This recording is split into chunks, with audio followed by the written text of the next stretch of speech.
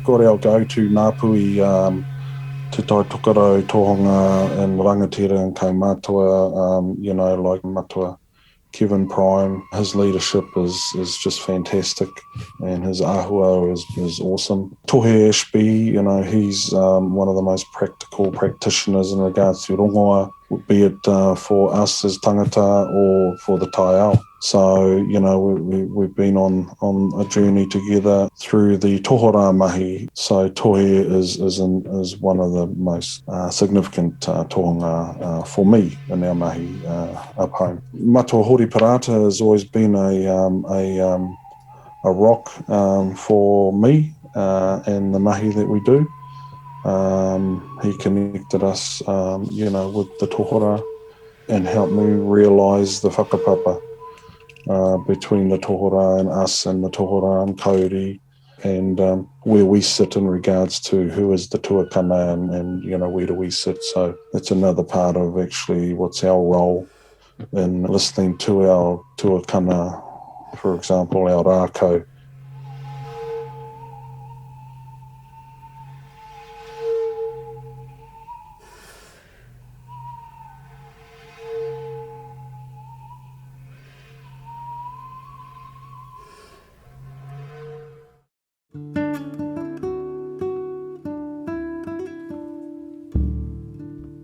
Marion Wood, she's with PFR, she's our other co-lead. So she's our science co-lead and I'm the Māori co-lead for Control, Protect, Cure. We also have Andrea Grant, who's with Scion, and she's our social scientist and has actually been instrumental in helping lead our research area. So between the three of us, we've got a really good mix of knowledge and skills and really based, we've got a good solid foundation based on values, which is fantastic. That's going to make the difference, really, I think, just having that social science side of things.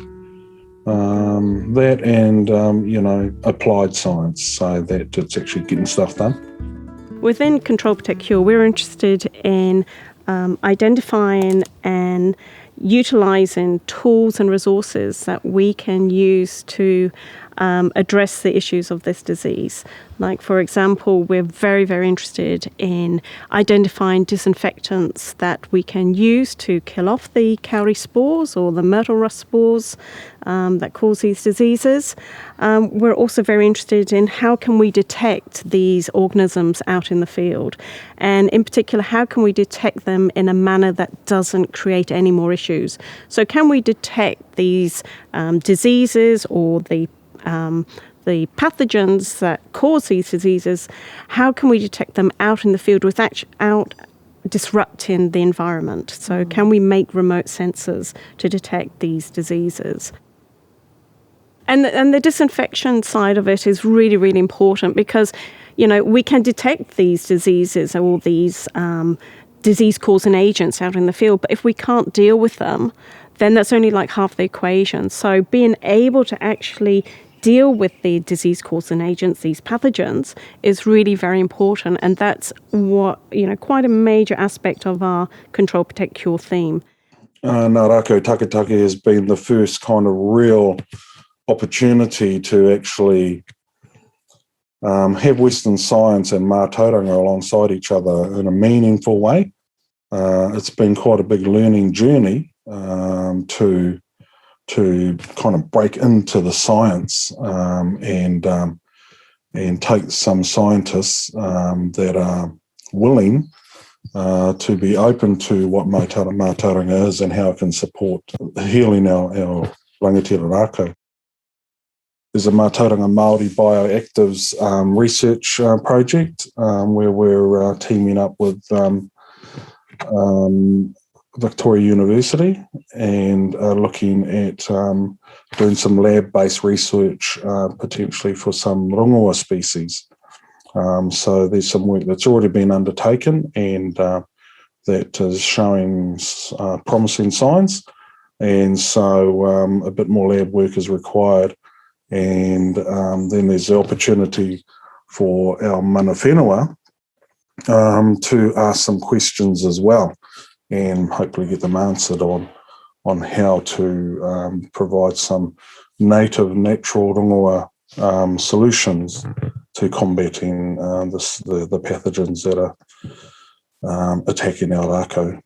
We have Monica Girth, who's leading the science at Vic Uni, and we have a range of mana whenua.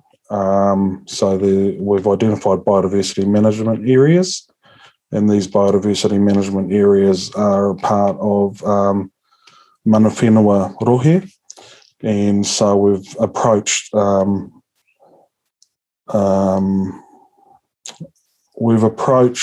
I think it's about 16 different mana whenua across Aotearoa that have good capability to be able to actually take on some research, monitor the research, and it helps build their capability and capacity. So there are multiple hapu that we're introducing this mahi to. The other project we have is a cultural monitoring program.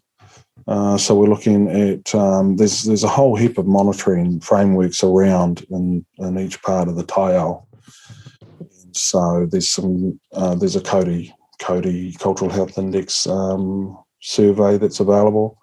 There's Myrtle Rust science surveys that are available, and so we have cultural monitoring surveys that are available around Wai Māori, Takutai Moana.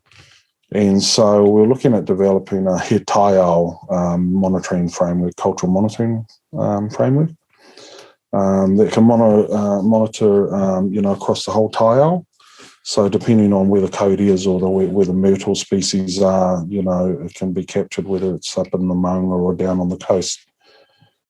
So developing, working with those that have done that kind of framework before, working with mana whenua on the ground and making sure it's going to be practical. So that's another really awesome research area project that we're rolling out here. Kiri Reihana is one of the key leads in that project. So she's done a lot of work in that space. So we're aiming to develop a cultural framework, or just bring everything in and collate it, and actually identify some key indicators that can be measured across the taiao, and turn that into a digital app, all going well. It was kind of a two-way concurrent sort of a process around a lot of hapu have been engaged in this work for a long time, especially with Cody, over 11 years now. And so those that have Cody in their rohe, and that have prioritised Cody, which is just about all of them, have built their capability, capacity and knowledge around the ngangara that's impacting on the Cody. So just through the relationships that have been built and the networks that have been built over that period, there's a good network of mana whenua that have a good understanding, have been on the journey, and really want to make a difference. I think for me, some of the challenges have been maintaining a connection with the community. Sometimes, we will have a very engaged conversation with people, and then we're sort of pulled away from it. And I think it's really, really important to maintain that connection and to be open enough for people to feel comfortable to come to talk to us, so our door is always open. And I think there's a lot of, there's a wealth of knowledge from the community if they knew who to go to, who to talk to. And I think that's one of the issues I would like to perhaps open up and not solve, but, make easier for people. We are very approachable and vice versa.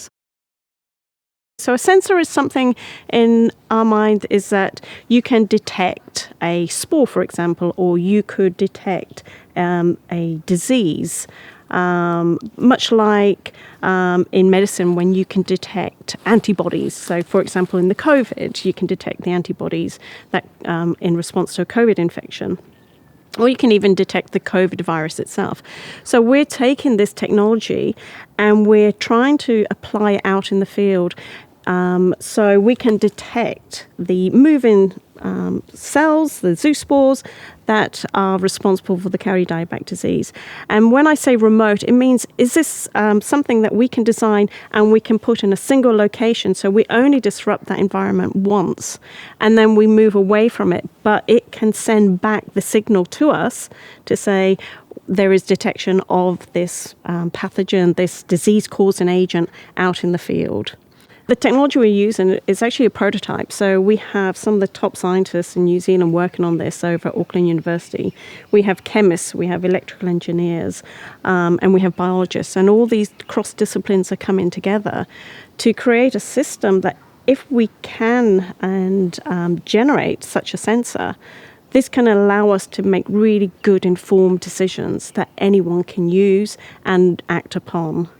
I like sensors. I like the concept of sensors. I like giving people the freedom to be able to go out into a field and do what they need to do.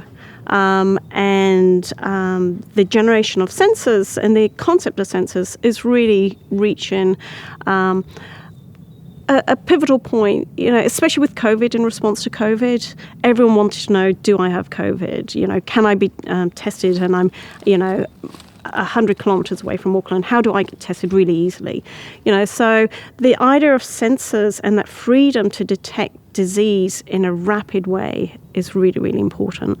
The idea of a remote sensor it's another level of complexity, but the benefits, if you can obtain that, the benefits are that you minimize your disruption to the environment. Going into the bush and coming back out has a cost. So if you can minimize that and get the information you need to then make informed decisions about what are you going to do, how are you going to deal with this disease. I've got over in this field here or in this bush, I've got this sudden emergence of Cowrie dieback. What am I going to do? How do I monitor it? So that's really the importance for sensors. Certainly in this research, we're just focusing on the Cowrie dieback zoospores. So these are amazing little things. They swim through the soil. When I say swim, it's not, at any great speed, but they do swim. And they're the ones that we hope to be able to detect. Detection of myrtle rust spores. We have other technologies that we could apply to that. But within this project is just with Cowrie dieback. Looking at the efficacy of a disinfectant, so Sterigene, and working with Doc just to see what the actual right mix should be for Sterigene. And then once we land on what's the best solution or the ratio for community groups to use where it's safe and safe for the environment, then we can go on to look at other disinfectants, and maybe we can look at rongoa disinfectants and things like that to be able to use to clean gear, to spray your boots with and things like that. Certainly for the sterilant side of things, we're very interested in myrtle rust control because, as I was saying, being able to wipe down tools or wash your clothing in something that doesn't give you dermatitis, but it allows you to kill the spores so you're not moving them around from site to site is really, really important. And they're part of the toolkit that people who routinely work out in the bush, for example, Doc, they need to have access to these sorts of things. So it's very, very important. Probably right from the start in the expressions of interest sort of process, kind of identified who would actually be open to, a new way going forward in regards to developing a wakahaurua, where Western science is in one hull and Mātauranga Māori is in the other hull, doing their magic on there separately, but then the stuff that's going to actually provide solutions comes into the middle of the waka. And that's where, Peter, you might be a navigator on that waka, and, we might have a few navigators, but we'll have one captain or one chief that's steering the waka. So, that's been an analogy that's been sort of used and expressed quite a lot through the last 12 months. And one that, you know, people sort of can see and grasp the concept.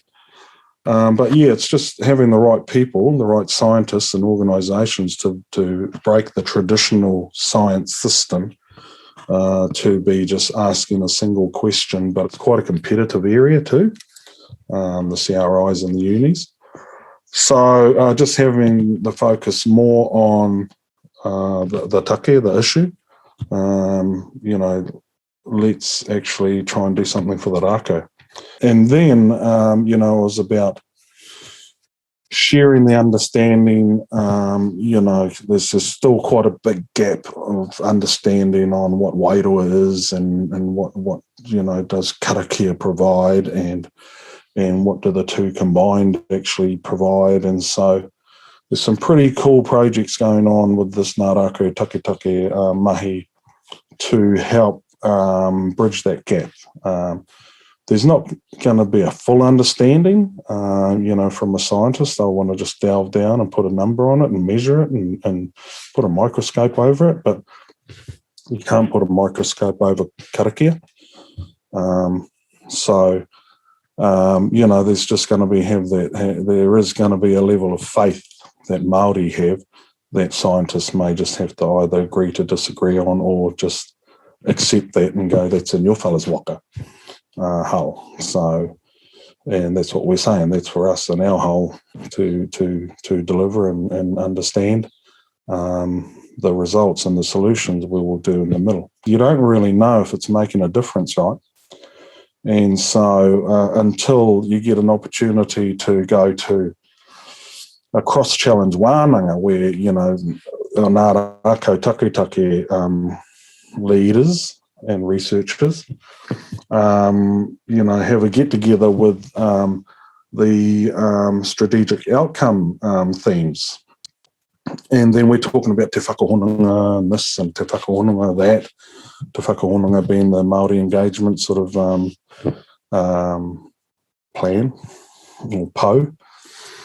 And, you know, it wasn't until then where everyone's going, what's this te whakahonanga thing, and, you know, what's that about? And says, well, it's a Māori, Tauranga Māori engagement program, you know, and they go, oh, that sounds fantastic, you know, we would love to sort of, you know, see what that looks like. And so then the penny dropped for me then. I was like, oh, wow, actually, because it's our scientists that are actually going, oh, te whakahonanga this and te whakahonanga that. And you know, I'm sitting back going, oh, yeah, awesome, yeah. Thank you for doing our job. So, you know, so something's actually really, there has been quite a significant shift. Is it enough? Of course not. But actually, it was great. It was really great to see, geez, there has been quite a significant shift already. Working with Dave is absolutely amazing. I'm really enjoying this. This is a great learning experience for me. He's incredibly supportive. I'm obviously coming from quite a pure science background, and to be exposed to his knowledge, and it's a wealth of knowledge, to be exposed to that and to lead me into what it really means to be genuinely collaborative. I feel very privileged. I feel very lucky that I have within Dave someone who is open enough to share this experience with me, and also to guide me in, this is hard, how do I put it? To guide me into the right space and the right understanding cultures, understanding culture differences, understanding that it's okay to make mistakes, and understanding that we are all in it together, you know, and we really are all in it together. It's the only way we're going to move forward with this. We have different strengths. You know, Dave comes from the Māori sort of, you know, understanding what it means to be Māori, understanding how a relationship is genuine. It's not just a box ticking exercise. And he sort of led me into that area. And I think the thing with Ngā Rākau Taketake, for me, coming from a lab space, and I'm a wet lab scientist, so I go in every day and do my experiments, to being exposed to this cultural difference outside the lab and being accepted in, and it's been a real, like I say, it's been a real learning curve for me, and it's opened my horizons as to what is actually out there, and the support and the willingness to come in and collaborate as well. It's really about, our rangatira rākau and our taiao, and so, our environment. So anything that's going to make a difference for our environment, then, I'm up for it. This holds a personal sort of purpose for me, because the range behind our marae is called Puke. So it's quite a significant range to us. It's got kauri all along the range there, and so we've played through there when we were kids and stuff, and so didn't think anything about it, and now that we're sort of starting to see different ngangara coming through and starting to impact our rangatira rākau, that's a real concern. For me, it was definitely something to have a look into. It looked like it was something different. Looked like it was moving more towards my values. It looked like it was actually a model that would actually involve and engage in mana whenua and help build their capability and capacity. It looked like it was actually going to actually get out of the lab and into the field and make a difference, not just stay in the lab. And so once I had a look, then I got stuck in it, and so it's just become a responsibility, a priority, as a tangata tiaki, to actually make sure that now that I've put my name in the mix here and committed to it, we've got to make sure that we get some good stuff come out the other end. Being able to come to the table as equals, I think, is very, very important. I'm not here to come and say, look, this is what you should be doing, this is how you should be doing it. I don't think it works like that at all. But in the same breath, I hope, mana whenua see me, approach me, and want to engage with me, and be it negative, be it positive. I think negatives are almost as important as the positives, because we need to deal with them. We don't put them in a corner and ignore them, and we each understand why we see it as a negative, or the other party sees it as a negative. And I think that would be a strength to really get to that level of honesty and integrity would allow us to move forward.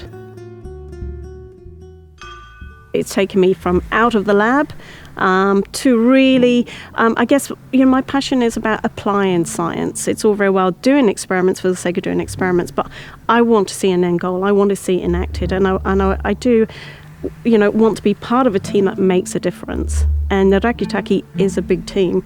We're coming from so many different disciplines, and it works. We have social scientists, we have geographers, we have, pure lab-based scientists, we have Maori, we have all of the above in this mix and pot to address these really serious issues that New Zealand's facing.